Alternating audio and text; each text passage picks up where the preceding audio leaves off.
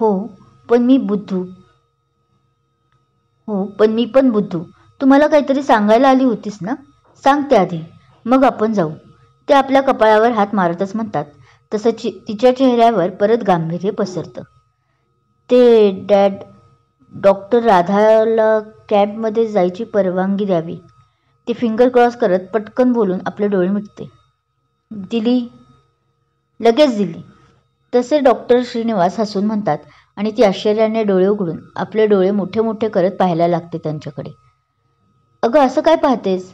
खरंच मी मगाशीच दिली आहे लोणावळा कॅम्पला तिला जायला परवानगी, आणि तेही कसलाही नियम न मोडता. कारण तिने या 2च दिवसात 2 सक्सेसफुल ऑपरेशन जे केले आहे, जे तुम्ही सर्व इंटर्ननी एका महिन्यातही केले नाही, ते तिने अवघ्या 2 दिवसात करून दाखवलं आहे. ते आपल्या राधा मुलीच्या वर प्राऊड फील करत म्हणतात. अरे वा मनवा, असं काय केलं तू की तुझा डॅडू तुझ्यावरती खुश आहे? तोच मिसेस कोमल केबिनमध्ये येत समोर या बाप लेकीला पाहत बोलतात. अहो हिने नाही, श्रीनिवास काही बोलणार तोच. डॅड मी जाते, मला जरा काम आहे, ते करून आपण शॉपिंगला जाऊ. मनवा मात्र त्यांना डोळ्यांनी शांत राहायला सांगते आणि त्यांना मध्येच काटत गिफ्टची आठवण करून देते व कोमल मॉमला आपल्या काही न बोलता ठसक्यातच निघून जाते. तेही एक्सक्यूज मी म्हणत हलका धक्का देत. हिला आता कसली शॉपिंगमध्येच करायची आहे? पण कोमल जरा रागातच बोलतात. एकतर तिने अशी त्या आलेल्या आणि तिने मारलेली कलटी काही आवडली नव्हती, आणि त्यात तो दिलेला धक्का ही त्यांना राग आणत होता. हे बघा डॉक्टर, उगीच फालतू खर्च करून तिला अजून बिघडवू नका. आधीच ती आपल्या डोक्यावर बसली आहे. त्या तंतनतच म्हणतात, कारण श्रीनिवासही परत आपल्या कामात समोरच्या एका महत्त्वाच्या फाईलमध्ये डोके खोचून बसले होते, जे त्यांना राग आणायला अजून एक कारण पुरेसं होतं. मिसेस कोमल, डोंट वरी, ती माझ्याच डोक्यावर मिरे वाटेल. तुम्ही काळजी करू नका तिची. आणि तसंही शॉपिंग तिची नाही तर मला आरतीच्या मुलीसाठी, माझ्या छोट्या परीसाठी करायची आहे. ते फाईलवर एक साईन करतात आणि ती बंद करून आलोच मी म्हणत निघूनही जातात. अहो पण तिच्यासाठी काय शॉपिंग करायची गरज आहे का? कोमल मोठ्याने ओरडतात मागून, पण ते ऐकूनही न ऐकल्यासारखं करत डॉक्टर निघून गेले होते आपल्या केबिनमधून. परी म्हणे परी, कोमल वाकडं तोंड करत बोलतात. ह्यांना तर अक्कल नाहीच की कुठे आणि कसे पैसे खर्च करावे, पण आता तर माझ्या बेअक्कल शून्य मुलीलाही समजेना. इथे मी पै जमा कशी करत आहे ते फक्त मला माहीत. त्या आता चरफडत बोलत असतात. तू आणि पैसा जमा करते? Really Maugham? तोच आपल्या डॅडना शोधत आलेली मनवा त्यांचं ते शेवटचं वाक्य ऐकून उपहासात्मक हसत बनते. आणि तू जर माझ्या शॉपिंगबद्दल बोलत असशील तर मॉम, यू डोंट केअर. तुला पैसे माझ्यामुळे किटी पार्टीसाठी कमी पडणार नाही. ती फनकारून बोलते. मनू, कोमल मोठ्या आवाजात बोलतात. इट्स मनवा. माय नेम इज मनवा. मनवा फक्त माझ्या लाडक्या डॅडसाठी मी, तेही आपल्या घरात. ती बोलतच असते की तिचा फोन व्हायब्रेट होतो, तशी ती एक्सक्यूज मी म्हणत निघूनही जाते, परत आपल्या मॉमचं न ऐकून घेता. आणि परत कोमल दातोट खाते. हे गाईज, आज माझ्या भाचीचा बर्थडे आहे, तरी प्लीज सर्वांनी संध्याकाळी नक्की या.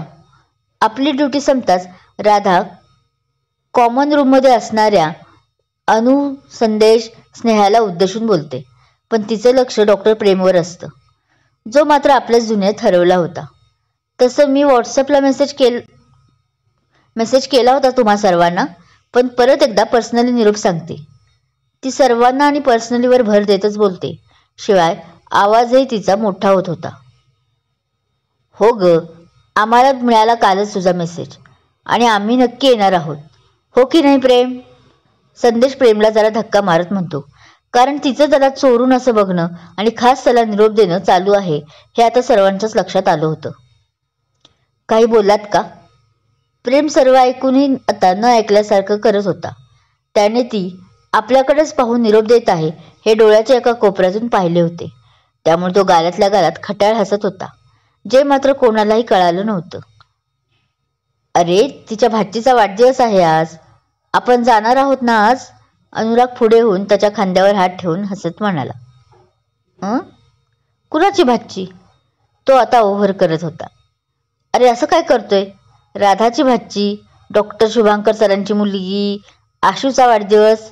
अनुरागने त्याच्या मानेभोवताली असलेल्या हाताची पकड घट्ट केली अजून आणि दातोड खातच तो हसत बोलला.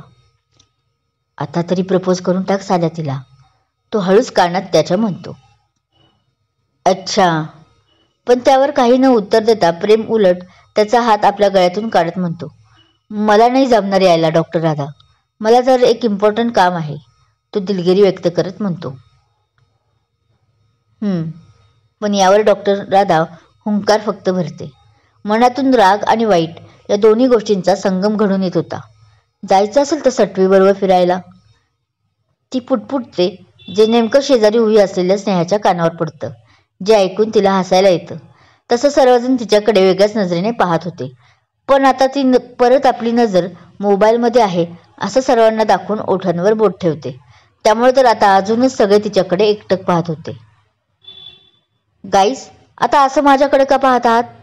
मी हसूही नको का? माझ्या मोबाईलवर एक जोक आला जो वाचून मला हसायला आलं, त्यात असं माझ्याकडे तुम्ही कशाला बघताय? ती मात्र काहीच झालं नाही अशा आविर्भावात दोन्ही खांदे उडवत त्यांना सुनावते. असा काय जोक होता जे गंभीर आपण चर्चा करत असतानाही तुला हसायला आलं? सांग बरं आम्हाला. संदेशने तिच्याकडे रागात पाहत विचारलं. अरे ते एक सटवी, ती तिच्याच तंद्रीत पुढे बोलणार. तोच तिचं लक्ष राधाकडे गेलं आणि राधाने सटवी तिच्या तोंडून ऐकून तिच्याकडे डोळे मोठे करत पाहिलं. तसं स्नेहा बोलता बोलता शांत झाली. ही आणि हिचे फाजील जोक. पण ती पुढे काही बोलत नाही म्हणून संदेशने आपले डोळे फिरवले. हे बघ प्रेम. आता तो प्रेमच्या खांद्यावर हात ठेवून त्याला एका बाजूला घेऊन बोलू लागला. बऱ्याच वेळ ते दोघे बोलत होते. म्हणजे संदेश त्याला समजावण्याचा खूप प्रयत्न करत होता, पण प्रेम मात्र काही आपल्याला कबूल नाही असंच मान नकारात हलवत त्याला सांगत होता. त्याची नजर आता राधावर गेली. राधालाही कळून चुकलं होतं की तो नाही येणार. तशी ती थोडी चिडचिड करतच निघूनही गेली आणि तिकडे प्रेमच्या चेहऱ्यावर हसू उमललं. कथा आवडत असल्यास लाईक करा, कमेंट करा आणि शेअर करा. अजून माझा चॅनल सबस्क्राईब केला नसेल आणि अशाच छान छान गोष्टी ऐकायच्या असतील तर चॅनल सबस्क्राईब करा. थँक्यू.